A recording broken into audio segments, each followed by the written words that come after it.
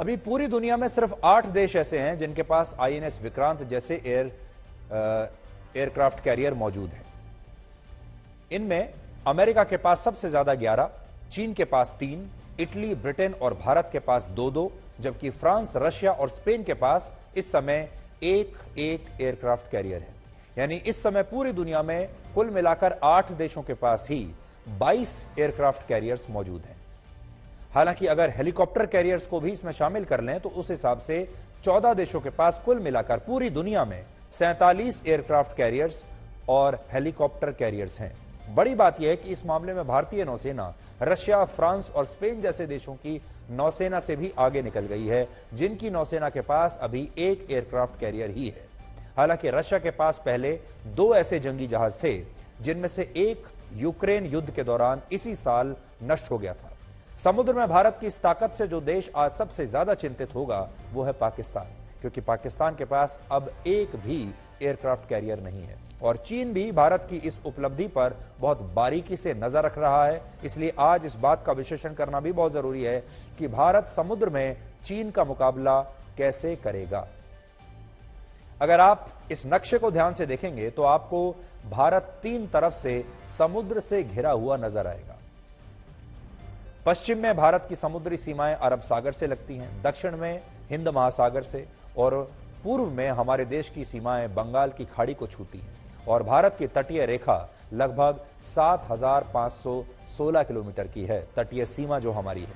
और भारत के लिए यहां चुनौती यह है कि अब तक हम चीन को रोकने के लिए जितने भी प्रयास कर रहे थे, उनमें से ज्यादातर कोशिशें हिमालय की ऊंची चोटियों पर की गई थी, क्योंकि हम जानते हैं कि अभी तक चीन जो हम पर हमला करता था वो हिमालय के पहाड़ों के पीछे से करता था।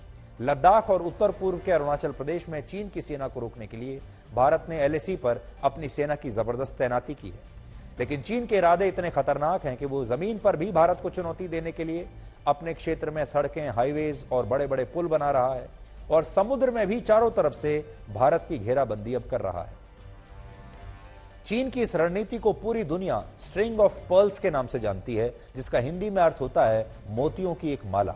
अमेरिका ने पहली बार वर्ष 2004 में इस शब्द का इस्तेमाल किया था और कहा था कि चीन अलग अलग देशों के बंदरगाहों को अपने नियंत्रण में लेकर वहां अपने नौसैनिक अड्डे स्थापित कर रहा है, जिनका मकसद भारत जैसे देशों की घेराबंदी करना है।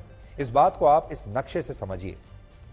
पाकिस्तान के ग्वादर पोर्ट से लेकर मालदीव्स, श्रीलंका, बांग्लादेश, म्यांमार, सोमालिया और सूडान तक चीन ने अपने नेवल बेसेस बना लिए हैं। इन सब जगहों पर चीन के नेवल बेस हैं।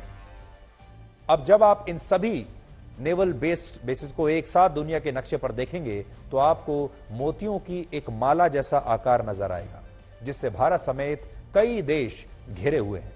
बड़ी बात यह है कि हिंद महासागर में व्यापार के लिए भारत जिस रूट का इस्तेमाल करता है, उस रूट के इर्द गिर्द भी चीन ने अपना एक घेरा बना लिया है, जो कि भारत के लिए एक चिंता का विषय है।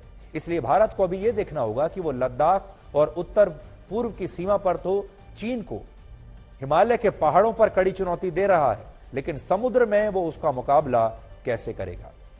और बड़ी बात यह है कि इसमें व्यापार भी शामिल है।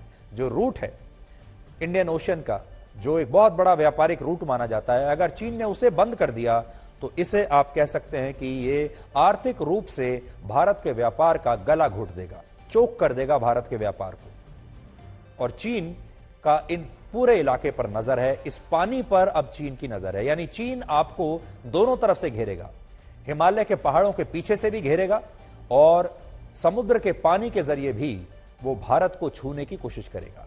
और हमें ऊपर से जो हमारी 3 दिशाएं हैं वहां भी अपनी रक्षा करनी है, जमीन के जरिए पहाड़ों के पीछे से, और यहां जो 3 दिशाओं से पानी है, इस पानी पर भी हमें अपनी रक्षा करनी है।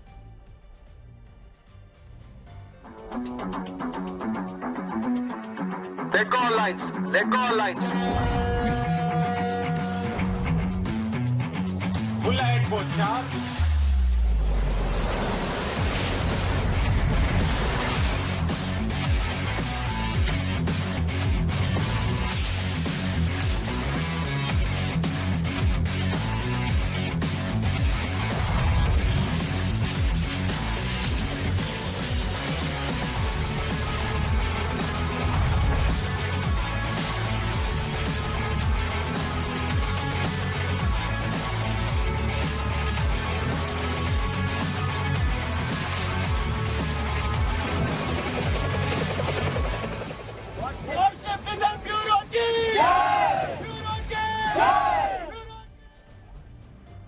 इस समय पूरी दुनिया में अमेरिका के बाद चीन के पास सबसे ताकतवर नौसेना है, जबकि भारत इस सूची में दुनिया में चौथे स्थान पर है और रशिया तीसरे स्थान पर है। इस समय चीन के पास 3 एयरक्राफ्ट कैरियर हैं, जबकि भारत के पास 2 एयरक्राफ्ट कैरियर्स हैं। इनमें आईएनएस विक्रांत के अलावा आईएनएस विक्रमादित्य भी है, जो भारतीय नौसेना के बेड़े में वर्ष 2013 में शामिल हुआ था।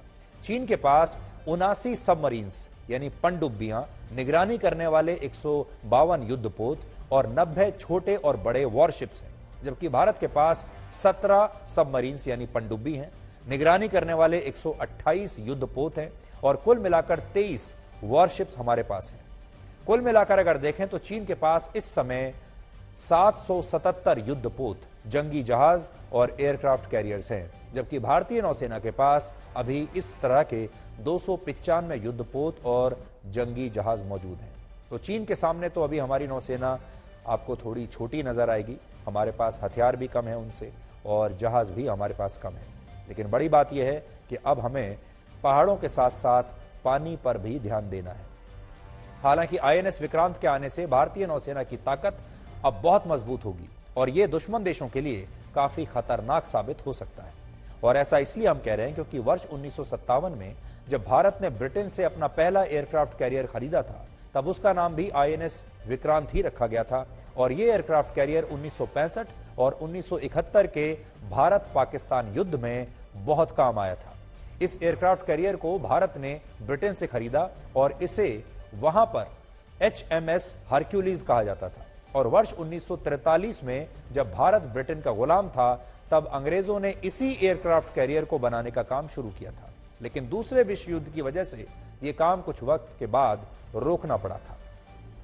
इसके बाद वर्ष 1957 में भारत ने यह जंगी जहाज खरीदा ब्रिटेन से और वर्ष 1961 में यह भारतीय नौसेना के बेड़े में शामिल हुआ और 1971 में जब पूर्वी पाकिस्तान को लेकर पाकिस्तान के साथ भारत और पाकिस्तान के बीच युद्ध हुआ, तब भारतीय नौसेना ने इस जंगी जहाज की तैनाती बंगाल की खाड़ी में की थी, जिसकी मदद से वायुसेना पूर्वी पाकिस्तान में पाकिस्तान की सेना को सरेंडर करवाने में कामयाब रही और इसी के बाद पूर्वी पाकिस्तान बांग्लादेश नाम से एक अलग देश बना। इससे आप समझ सकते हैं कि ऐसे इस तरह के जो एयरक्राफ्ट कैरियर्स होते हैं वो युद्ध के दौरान कितने निर्णायक साबित होते हैं। युद्ध में ये बहुत काम आते हैं। हालांकि भारत का पहला एयरक्राफ्ट कैरियर वर्ष 1997 में रिटायर हो गया था और इसी के बाद स्वदेशी एयरक्राफ्ट बनाने की चर्चा शुरू हुई और यह सपना अब जाकर हकीकत में बदला है।